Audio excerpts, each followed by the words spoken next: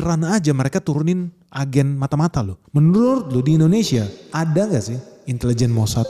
Jadi lu jangan heran kalau banyak demo-demo palsu di Indonesia, demo-demo cap kaki lima. Itu semua ada sponsornya. Gak ada yang namanya demo gratis guys. Gak ada. Dan Israel juga gak malu-malu mengakui itu. Bahkan menteri-menteri di Israel, contohnya nih, Menteri Amichai Eliyahu. Dia udah bilang bahwa detik ini memang ada banyak mata-mata Israel yang beraksi di Iran. Ini bukan Benix yang bilang, tapi Menteri Israel udah mengaku itu. Bahkan dia keselip lidah ketika lagi interview di radio.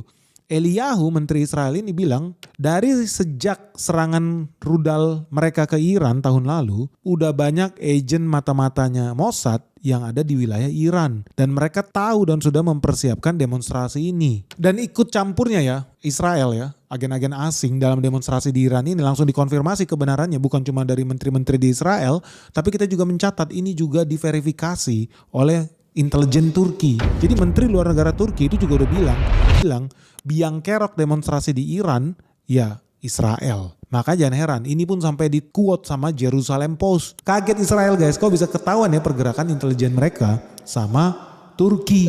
Menteri Hakan Fidan dari Turki itu udah bilang secara gamblang bahwa Israel secara aktif dan sengaja bekerja untuk merusak Iran dari dalam. Termasuk diantaranya menciptakan kondisi ekonomi yang sulit, menciptakan krisis moneter untuk melemahkan rejim yang ada di Iran. Dan agen-agen Mossad di lapangan itu nggak sembunyi-sembunyi lagi, nggak malu-malu lagi. Mereka sudah beraksi secara terbuka. Bahkan mereka secara aktif di lapangan nih memprovokasi rakyat Iran untuk bangkit berdiri, melawan, merusak, memberontak pemerintahan resmi Iran. Bukan cuma di lapangan, tapi juga secara aktif menggunakan internet dan Twitter, sosial media lain. Menarik ini guys. Jadi agen intelijen lu jangan kaget ya, termasuk di Indonesia. Lu udah tau lah ya, di Indonesia ada begitu banyak YouTuber, influencer, Instagram, TikTokers. Itu semua anjing-anjing peliharaan CIA, peliharaan Mossad. Gak usah ngibul lah, udahlah. Semua udah tahu kita juga. Yang jadi pertanyaan gini, ketika terjadi operasi bisnis seperti demonstrasi hari ini, itu kan bisnis besar ya buat intelijen. Pertanyaannya, sebetulnya mereka udah ada di sana dari kapan? Merancang itu. Sama seperti demonstrasi besar di Indonesia yang kemarin 2025. Menurut lu itu udah dirancang sejak kapan? Apa iya cuma 1-2 agennya di sini? Lu pernah penasaran gak sih? Karena biayanya sekitar 400 juta dolar tuh buat bikin demonstrasi tahun 2025 di Jakarta kemarin. Yang jadi pertanyaan, budget demonstrasi tahun 2026 seperti apa? Dan udah berapa banyak sih agen-agen asing yang beroperasi di Jakarta hari ini? Mengagitasi, dan bukan cuma di Jakarta, mereka udah masuk ke daerah, bernegosiasi langsung dengan kepala daerah, bupati, gubernur yang ada di Indonesia buat melakukan pengkhianatan guys. Kenapa? Karena teman-teman tahu, jauh sebelum demo besar ini berlangsung di Iran, sudah ada lebih dari 100 agen Mossad Israel yang datang ke Iran. Mereka datang, ada yang pakai paspor Mesir, paspor Indonesia bahkan, paspor Afghanistan, paspor Jepang, paspor Cina, paspor Turki, tentu bukan pakai paspor Israel, dan mereka datang ke Iran. Ratusan orang mata-mata asing beroperasi di Iran jauh sebelum terjadi demonstrasi ini. Dan ini terbukti, lu bisa baca di The Times of Israel, lihat di layar kaca. Ya mereka mengakui, Mossad pun akhirnya karena udah ke-gap, ketahuan mereka, ya akhirnya dia mengakui mereka sudah menempatkan lebih dari 100 mata-mata asing di Iran. Makanya mereka tahu secara persis jenderal Iran ini nginep di hotel mana, lantai berapa, kamar berapa, anaknya pacaran sama siapa, rumahnya di mana, kuliahnya apa. Super spesifik mereka udah tahu karena mereka udah beroperasi di sana. Dan yang menarik lagi, kalau lu lihat ya namanya agen Mossad, agen asing itu kan gak goblok ya.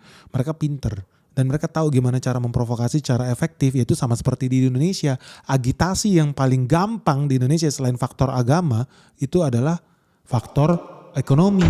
Jadi skenario sama seperti di Indonesia. Ketika suatu negara mengalami kesulitan ekonomi, kolaps itu negara, gampang rakyat diprovokasi.